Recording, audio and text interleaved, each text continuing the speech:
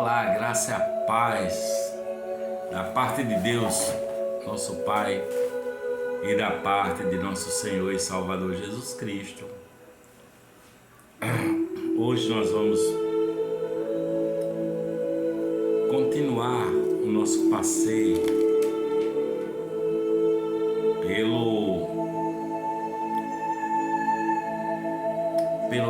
pelo livro de Atos dos Apóstolos.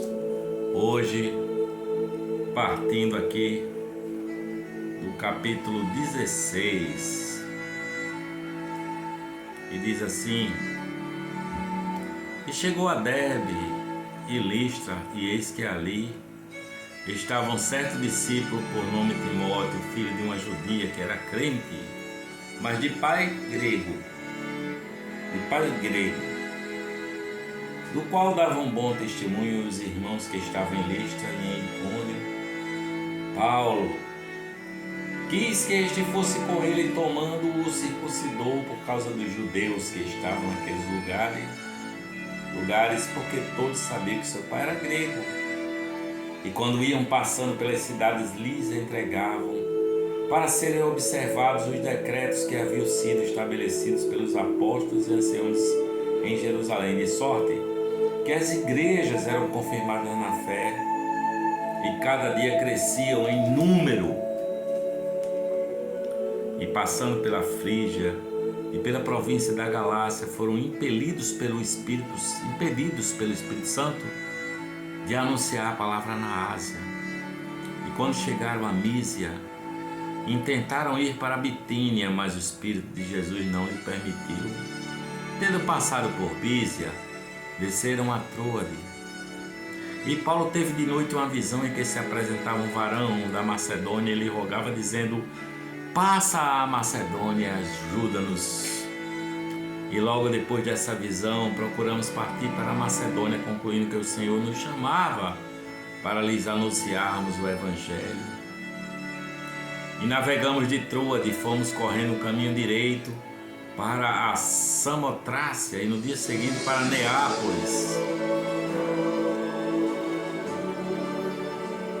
E dali para Filipos, que é a primeira cidade desta parte da Macedônia e é uma colônia. Estivemos alguns dias nesta cidade.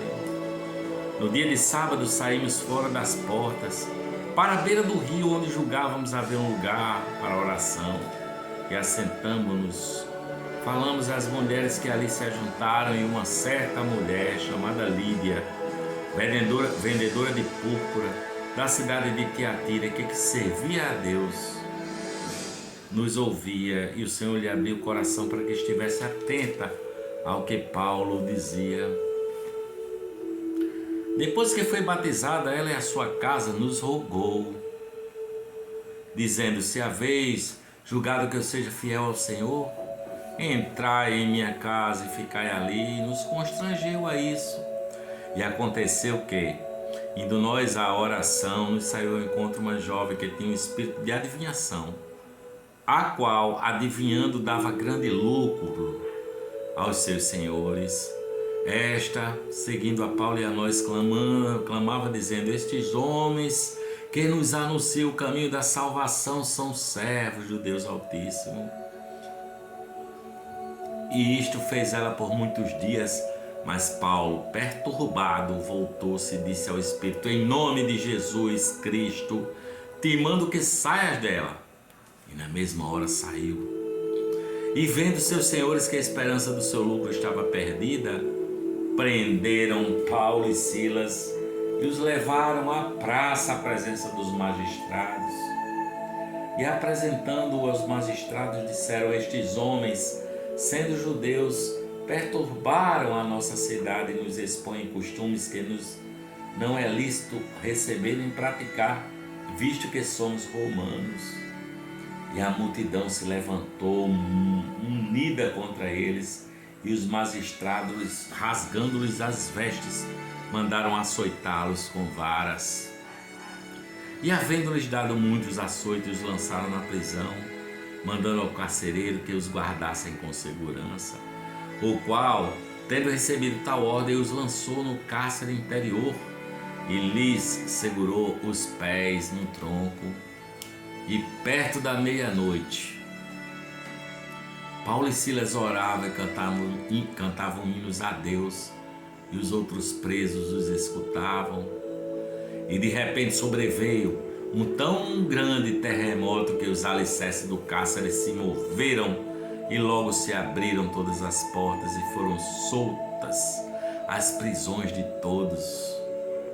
Acordando o carcereiro e vendo abertas as portas, tirou a espada e quis matar-se, cuidando que os presos já tinham fugido.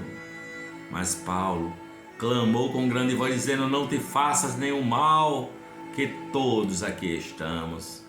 E pedindo luz, saltou dentro e todo trêmulo se prostrou ante Paulo e Silas e tirando-os para fora disse: senhores, que é necessário que eu faça para me salvar?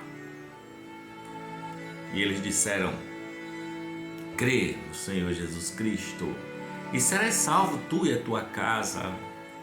E lhe pregaram a palavra do Senhor e a todos os que estavam em sua casa. E tomando-os ele consigo naquela mesma noite, lavou-lhes os vergões, e logo foi batizado ele e todos os seus.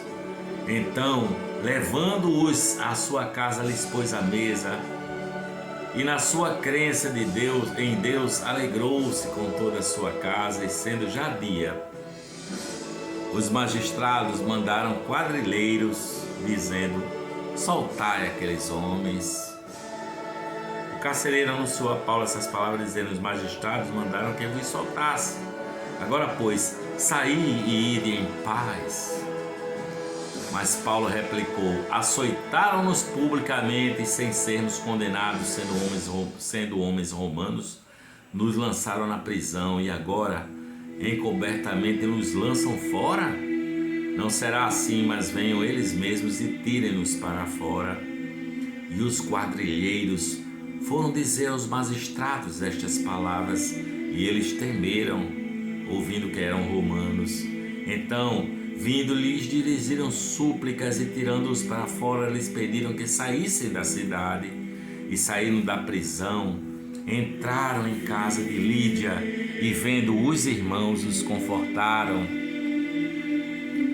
e depois partiram. E passando por Antípolis e Apolônia, chegaram a Tessalônica, onde havia uma sinagoga de judeus.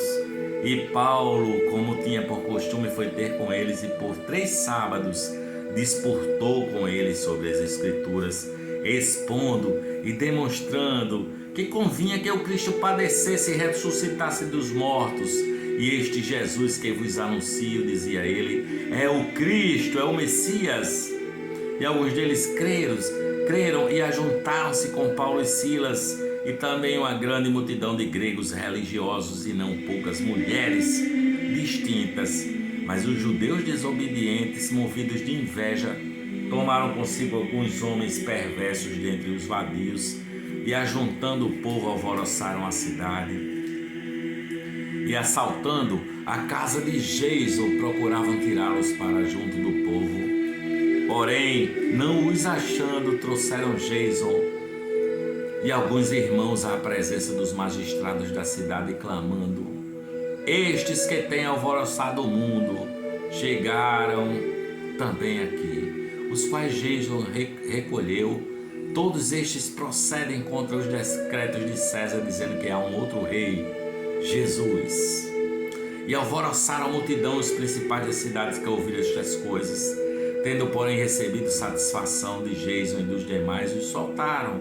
E logo os irmãos enviaram de noite Paulo e Silas a Bereia. E eles, chegando lá, foram à sinagoga dos judeus. Ora, estes foram mais nobres do que os que estavam em Tessalônica, porque de bom grado receberam a palavra, examinando cada dia nas Escrituras se as coisas eram assim. De sorte que creram muitos deles, e também mulheres gregas da classe nobre, não poucos varões. Mas logo que os judeus de Tessalônica souberam que a palavra de Deus também era anunciada por Paulo em Bereia, foram lá e excitaram as multidões. No mesmo instante, os irmãos mandaram a Paulo que fosse até ao mar, mas Silas e Timóteo ficaram ali. E os que acompanharam Paulo e o levaram até Atenas, e recebendo ordem para que Silas e Timóteo fossem ter com ele o mais depressa possível, partiram. Enquanto Paulo os esperava em Atenas, o seu espírito se comovia em si mesmo, vendo a cidade tão entregue à idolatria. De sorte que disputava na sinagoga com os judeus e religiosos, e todos os dias na praça com os que se apresentavam, e alguns dos filósofos epicureus e estoicos contendiam com ele. Uns diziam: que quer dizer este paroleiro? E outros: parece que é pregador de deuses estranhos, porque lhes anunciava Jesus e a ressurreição. E tomando-o, o levaram ao Areópago, dizendo: poderemos nós saber que nova doutrina é esta de que falas? Pois coisas estranhas nos trazes aos ouvidos. Queremos, pois, saber o que vem a ser isto.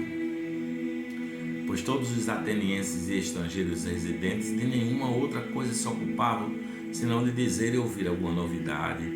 E estando Paulo no meio do Areópago, disse: varões atenienses, em tudo vos vejo tanto supersticiosos, porque passando eu e vendo os vossos santuários, achei também um altar em que estava escrito: ao Deus desconhecido.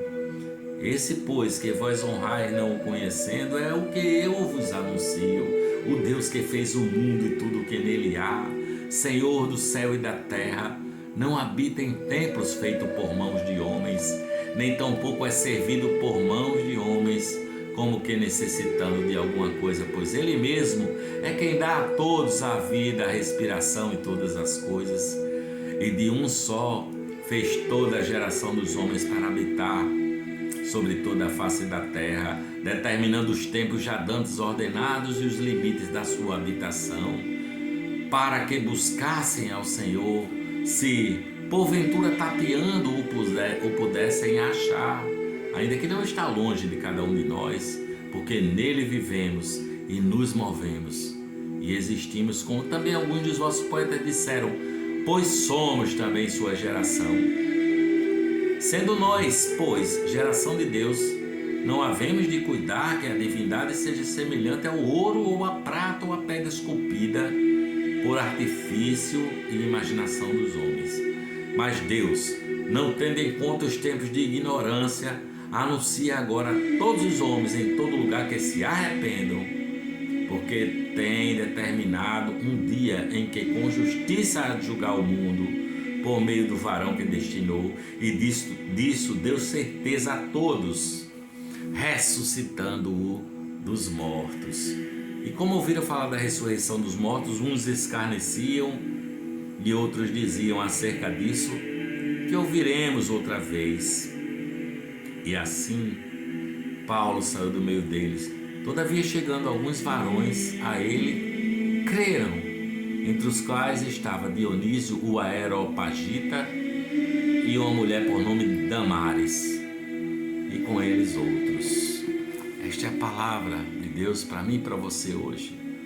Beijo no seu coração e a paz de Jesus esteja com você hoje e por toda a eternidade.